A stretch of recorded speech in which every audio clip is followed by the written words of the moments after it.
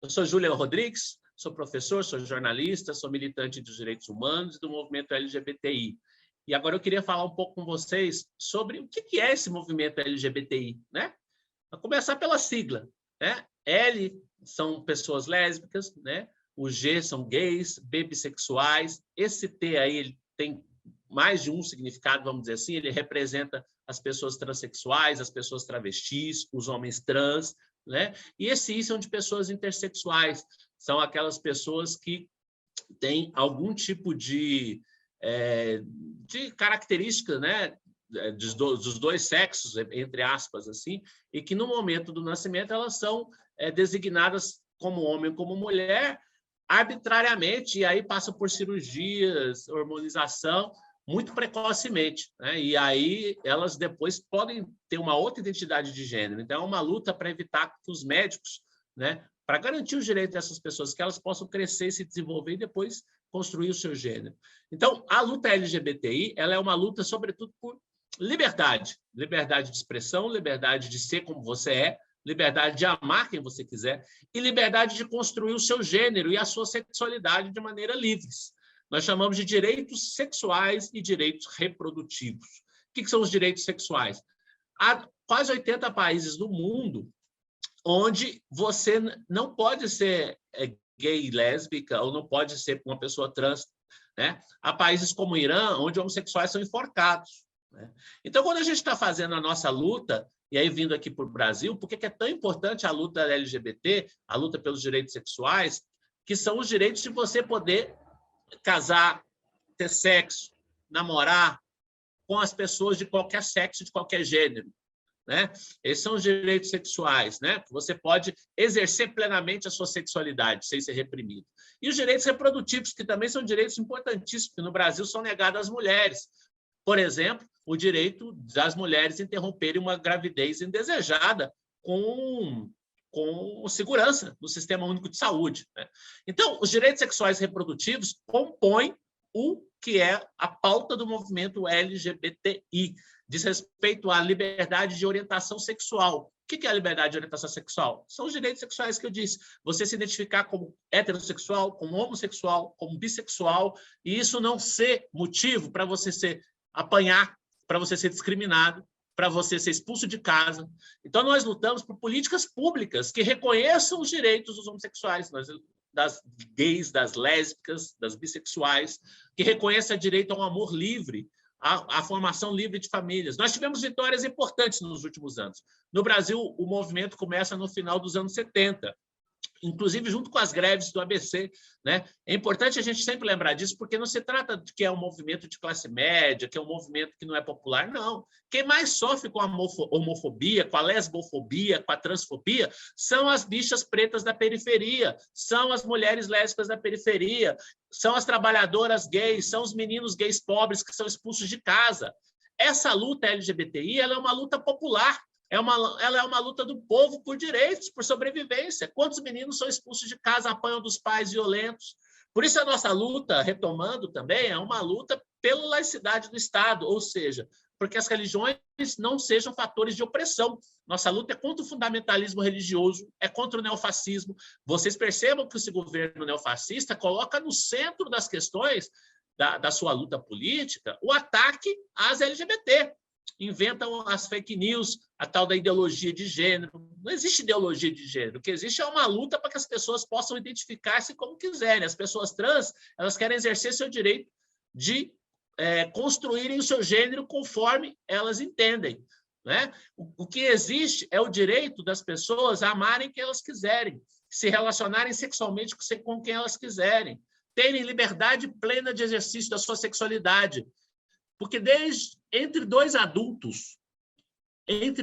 pessoas adultas, sem violência, não se trata, tudo é permitido em termos de sexualidade. Quando há consentimento e não há violência, você pode exercer plenamente os seus direitos sexuais. Essa é a base da defesa do movimento LGBTI. Não cabe ao Estado e aos governos dizerem com quem você deve amar ou como você deve se vestir. E cabe aos Estados e aos governos protegerem o seu direito de andar livremente pelas ruas sem apanhar. Aquela polícia que mata os negros, persegue os jovens, né, nessa política de drogas, de guerra às drogas, que tem que ser mudada, é a mesma polícia também que bate nas travestis, bate nas gays afeminadas, né? Bate nas lésbicas. As lésbicas muitas vezes sofrem desse fetiche machista e às vezes elas sofrem o que a gente chama de estupro corretivo para poder dizer que não, agora elas têm que está faltando homem, então vão lá e sofrem um estupro corretivo.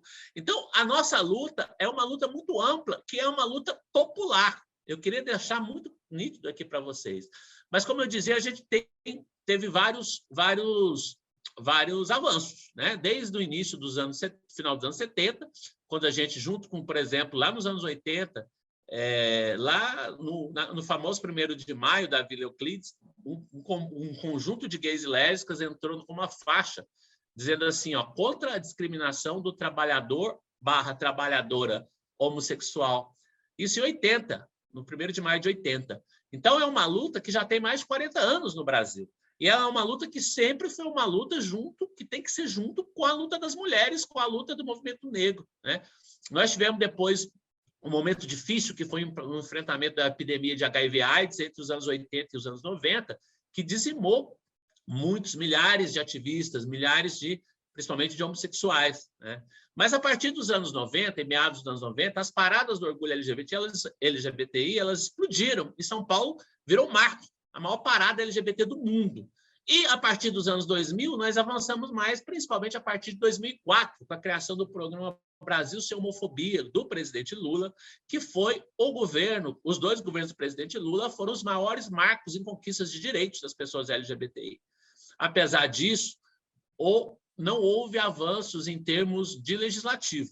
O Congresso Nacional nunca aprovou uma lei para os LGBTI. O que nós conseguimos de avanço foi através da luta política, das paradas, né, da visibilidade na mídia, que é muito importante, e, sobretudo, do Supremo Tribunal, fazendo um trabalho político no STF. Nós conseguimos a união civil, a união estável, que depois se tornou em casamento em 2011 e 2013. Depois nós conseguimos a aprovação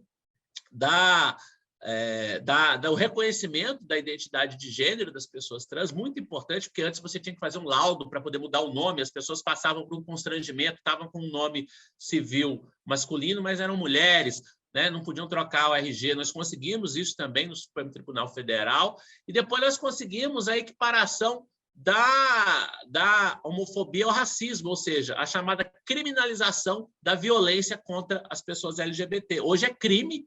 Por meio do Supremo Tribunal Federal, nós ganhamos o direito de reconhecer, é reconhecido como crime a discriminação. Então, hoje, nós conseguimos alguns direitos via Supremo Tribunal Federal, mas nós estamos numa luta muito maior, que é uma luta contra a violência, é uma luta por reconhecimento, é uma luta para que na educação, as novas batalhas, a gente tem chamado de cruzadas antigênero. O que é isso? Eles inventaram um termo ideologia de gênero, para poder impedir que na educação e nas escolas os alunos e professores falassem sobre liberdade, sobre diversidade, sobre respeito e sobre reconhecimento. Então, o que nós queremos é que haja, sim, educação sexual nas escolas, porque as crianças precisam falar de sexualidade de gênero. Sabe por que as crianças precisam falar de sexualidade de gênero? Porque elas precisam aprender, por exemplo, onde elas podem ser tocadas e elas não podem ser tocadas, para identificar abuso sexual nas famílias. Elas precisam discutir as transformações de seu corpo. Todas as idades de crianças e adolescentes, você tem como abordar a cada idade adequada, de uma forma adequada, as questões de sexualidade de gênero. Então, na escola, é onde você vai discutir a menina e o menino se protegerem da violência e do abuso infantil, conhecer os corpos, conhecer as mudanças que seus corpos passam, saberem que você tem que respeitar os direitos dos outros, saberem que não existe coisa de menino e de menina, que não é menino é rosa e menina é azul, que você pode usar rosa, como eu estou usando, e pode ser menino, que você não tem a determinação de que meninos e meninas são iguais, então, que héteros e gays são iguais. Então, o movimento LGBTI, hoje, além dessas conquistas mais estruturais, a gente conseguiu, ou seja, tornou crime, repetindo, tornou crime a discriminação, reconheceu o direito das pessoas trans e reconheceu o casamento entre pessoas do mesmo sexo. Foram conquistas fundamentais dos últimos 10 anos, mas falta muito. Falta, sobretudo, o reconhecimento de que Deus, qualquer Deus que seja, se você acredita nele, Deus é amor. Deus não é homofobia, Deus não é discriminação, e nosso Estado é laico, e não pode permitir que a liberdade religiosa esteja acima das liberdades sexuais do direito LGBTI. Porque muita gente fala, isso aí é contra a liberdade de expressão, contra a liberdade religiosa. Não é, porque discurso de ódio não é liberdade religiosa. Então, muita gente fala, mas é difícil fazer esse debate, nós temos muitas pessoas do povo que estão muito influenciadas por alguns mercadores da fé, né? Porque o povo evangélico não é um povo conservador, não é um povo reacionário, é o povo brasileiro. Mas existem mercadores da fé, fundamentalistas cristãos, que ganham difundindo preconceito. Para essas pessoas, eu sempre digo, vamos sensibilizar contra a violência. Eu tenho certeza que nenhuma mãe quer que seu filho sofra violência na rua, nenhuma avó quer que a sua neta sofra um estupro porque ela tem uma aparência menos tradicional do ponto de vista de gênero. Vamos conversar com as pessoas que as LGBT merecem respeito, que a liberdade de se expressar é uma liberdade para todos e todas.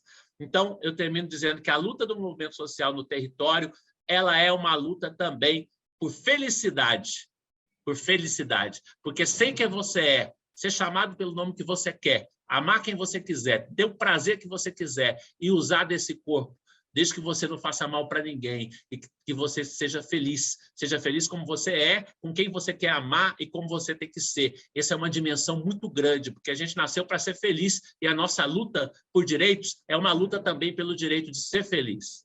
Obrigado.